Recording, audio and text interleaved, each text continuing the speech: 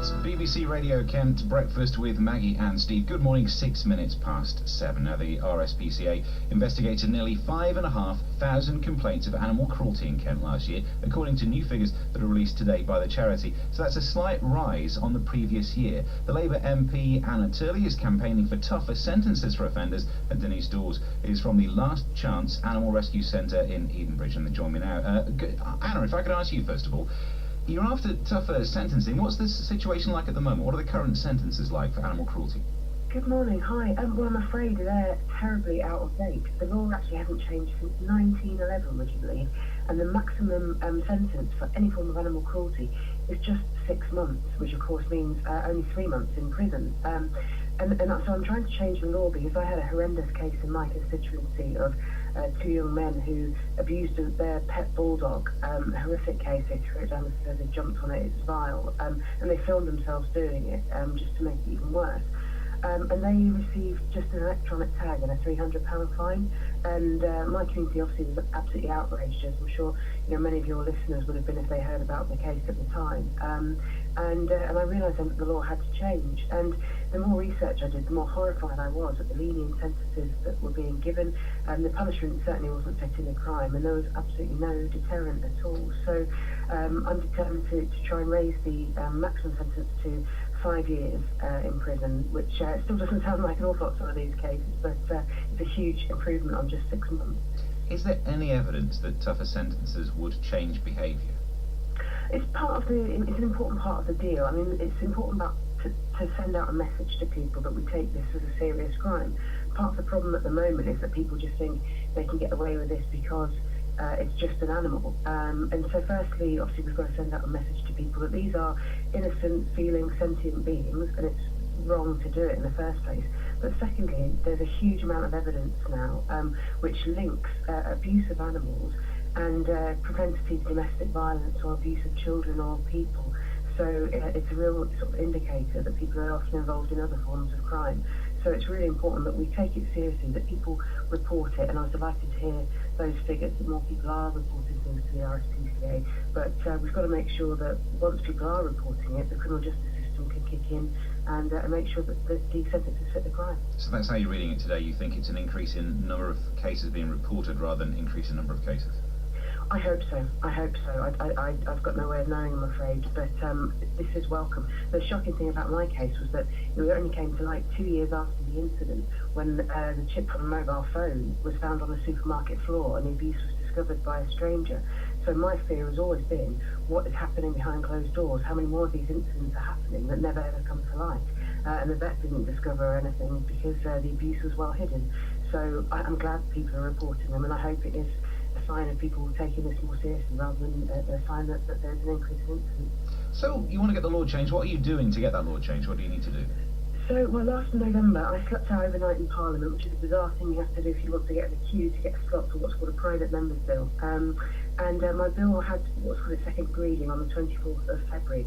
Now, frustratingly, Parliament being what it is, it got bumped down to about number 7 on the agenda, and a couple of MPs did what we call filibustering, which means they talked out one of the earlier bills. So my bill didn't get heard, unfortunately, and in the end the Tory whips shouted object, which means it's sort of been knocked back. The last day of the session is this week, and so the bill won't get heard because it's in line with about 70. But I'm going to put the bill down again in the next session, which starts in just a few months. And the good thing is, it's all about pressure now with the government. When I speak to ministers in the Department of Food, Environment, Rural Affairs, I think they are very, very sympathetic to this. They realise the sentencing is out of kilter. However, I've now got to try and persuade ministers and civil servants in the Ministry of Justice, who are at the same time trying to cope with huge prison populations and are not very keen, I think, to increase sentences. But there is agreement widespread, cross-party, that sentencing is out of date, doesn't fit the crime, and something's got to be done to tackle what is a real scourge in our society at the moment. Okay, Anna, thanks for joining us. We'll go to Double one. BBC Radio Ken, breakfast with Maggie and Steve. Good morning. 13 minutes to 8. Now, the RSPCA investigated nearly 5,500 complaints of animal cruelty in Kent last year, according to figures released today by the charity. That's a slight rise on the previous year. Malcolm Plant is a psychologist and researcher at Teesside University who studied why people abuse animals, and he joins me now. Good morning, Malcolm. Good morning. How are you, Steve? I'm doing well. I'm struggling to understand. We are a nation of animal lovers, so why do some people abuse animals? As with anything to do with humans, it's very, very complex.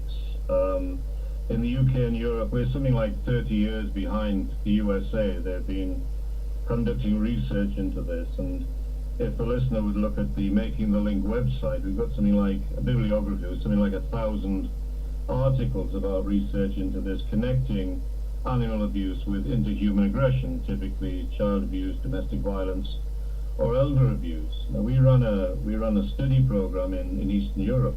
The distinction being all previous studies were conducted in areas where animal abuse was socially unacceptable. In Eastern Europe, it's effectively socially acceptable because the government have a law policy to eradicate all the homeless animals, and estimates go up to something like 3 million. So the population is exposed to this. What we found was that people who abuse the animals, the homeless animals, had themselves been exposed to domestic violence. So we took it as displaced aggression against the animals. Unfortunately, if you get away with abuse of an animal without any comeback on it, it's a training for them, and you go on to abuse, or possibly go on to abuse humans. Now, what's what we found? We found there again that people who abuse the animals, they went on to attack people, property, arson was prevalent. Now that indicates a cycle. So if there's somebody exposed to some trauma at home, then enacts the trauma against animals, learns from it, they take it then into their family life, and it goes on and on and on. Okay. So if this... We also found significant, let me just, empathy was a significant factor. Now, empathy has two dimensions. You have the affective empathy and the cognitive. Affective is where you actually feel what the other person's feeling. Generally, females display this more than males. What we found with exposure to abuse, the brain is very clever. It can protect itself by desensitizing. But the trade-off for the desensitization is reduction in empathy. So that was significant. Low empathy for all creatures was a factor. So can I ask, does that mean that tougher sentences wouldn't prevent the abuse of animals because it's being caused by other issues? What we found, going back to Romania, which was an extreme case but underpinned everything that had been found before, the fact that there was no punishment whatsoever for abuse of an animal simply further diminished the social status of that animal, and abusers will be seeking a soft target, whether it's an animal or a child. They follow exactly the same etiological pathways, so indiscriminately.